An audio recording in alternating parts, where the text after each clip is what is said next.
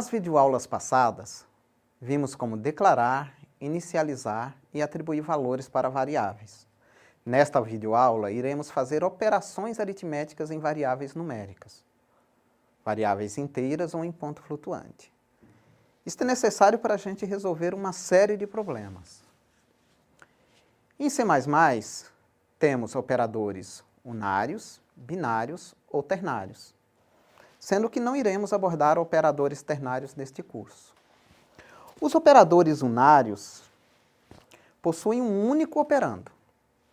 E no nosso caso, iremos utilizar o operando de positivo e negativo. Nós geralmente utilizamos apenas a subtração unária para representar números negativos, como ilustrado ao lado. Os operadores binários, por outro lado, eles utilizam dois operandos, em notação infixa. O que é a notação infixa? O operador fica no meio dos operandos. É o caso das operações aritméticas comuns, como soma, subtração, divisão e multiplicação. Note também um operador de módulo, com o símbolo de porcentagem, que nos dá o resto de uma divisão inteira. No exemplo ao lado, tem-se que 7 módulo 5 retorna 2, que é o resto da divisão de 7 por 5. Entre as particularidades dos operadores aritméticos, destaca-se o fato que, com exceção do operador de módulo, todos os demais podem utilizar operandos inteiros ou em ponto flutuante. Só que, quando um dos operandos é em ponto flutuante, o resultado é convertido também para ponto flutuante. Uma atenção especial é o fato de que a operação de divisão, quando você aplica a operação de divisão para números inteiros, você obtém como resultado um valor inteiro. Ou seja, 7 dividido por 2 terá como resultado o valor 3, e não 3,5 como pode ser esperado por alguns. Note que isso ocorre mesmo que o valor seja atribuído a uma variável em ponto flutuante. Para garantir que o resultado de uma divisão seja o resultado de uma divisão de ponto flutuante, nós precisamos garantir que um dos operandos também seja um valor em ponto flutuante, como ilustrado nos exemplos. Note, basta que apenas um dos operandos esteja em ponto flutuante. Qualquer um dos dois, seja dividendo, seja divisor, para que o resultado utilize divisão em ponto flutuante. Nesses exemplos que apresentamos, nós temos valores numéricos e conseguimos alterá-los com facilidade para ponto flutuante. Mas há casos em que esses operandos são variáveis inteiras, ou então, por algum motivo, não podem ser modificados para ponto flutuante. Nesse caso, nós podemos em C++ usar duas estratégias.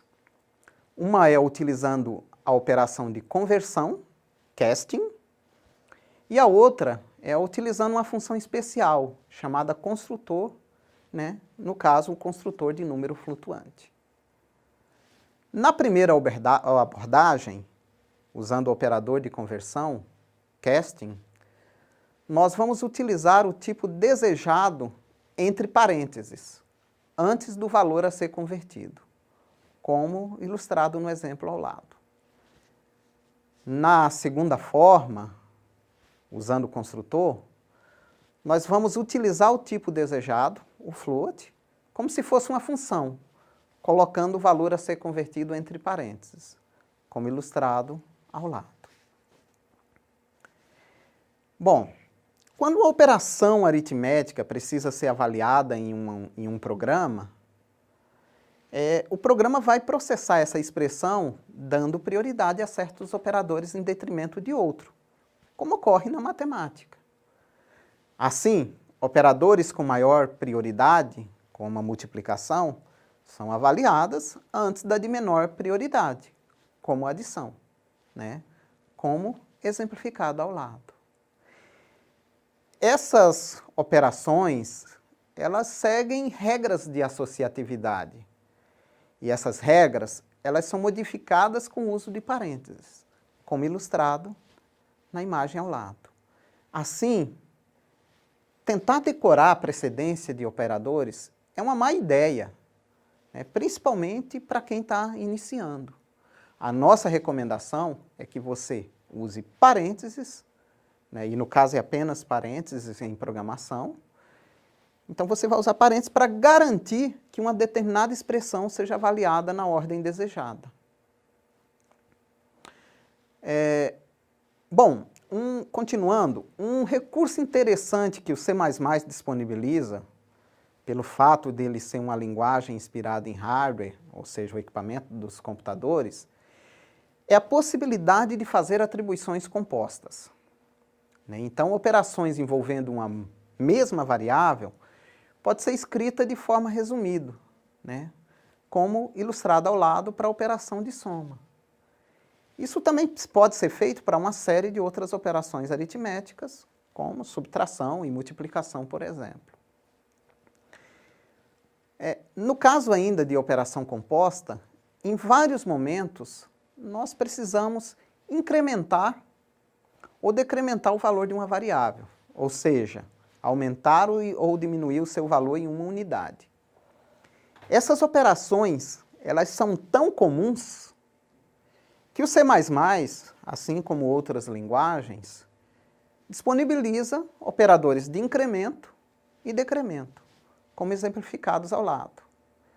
E aí cabe observar aqui que o nome da linguagem, C++, surgiu justamente da ideia de que o C++ é uma evolução, um incremento na linguagem C. Ou seja, C++ uma evolução, um incremento do C.